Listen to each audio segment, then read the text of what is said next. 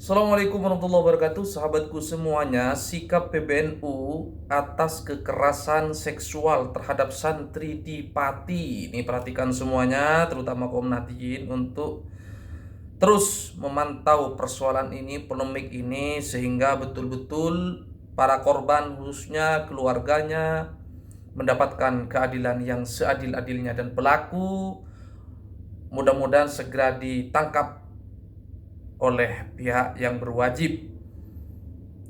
Sikap PBNU ini yang pertama, PBNU mengutuk keras perbuatan pelaku dan menegaskan bahwa segala bentuk kekerasan seksual adalah kejahatan serius yang tidak boleh ditutup-tutupi, dinormalisasi atau dibiarkan. Ya, gak ada toleransi sedikit pun.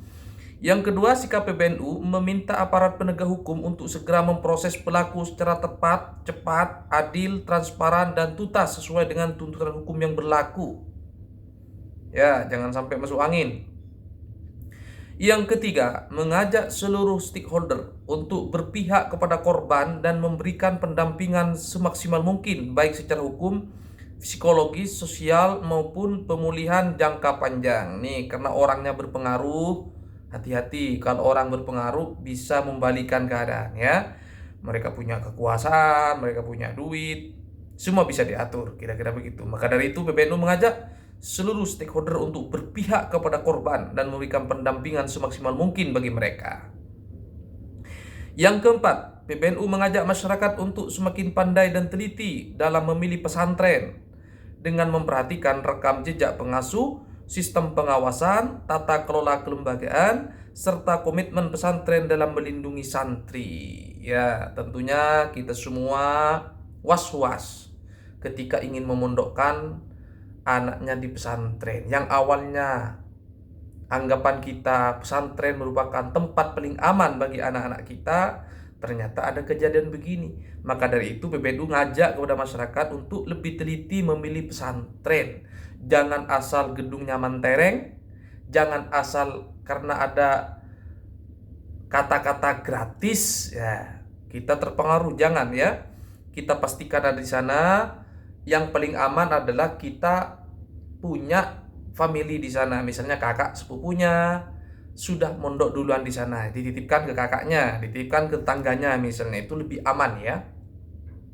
Yang kelima, PBNU minta semua pihak untuk tetap menahan diri, tidak bertindak anarkis, dan mempercayakan proses penanganan kepada aparat penegak hukum. Oke, ada 5 tuntutan atau sikap PBNU atas kekerasan seksual terhadap santri di Pati ya.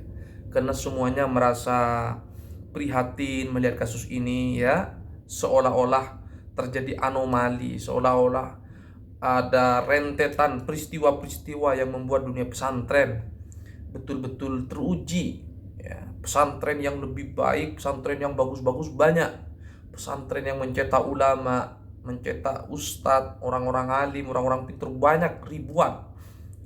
Tetapi rusak namanya oleh segelintir oknum seperti ini.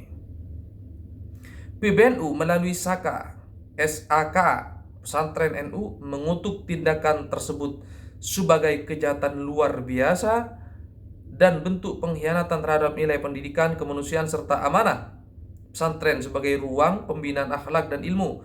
PBNU menegaskan tidak ada toleransi terhadap segala bentuk kekerasan di dunia pendidikan, terlebih di lingkungan pesantren. Ya, sudah jelas ya sikap PBNU.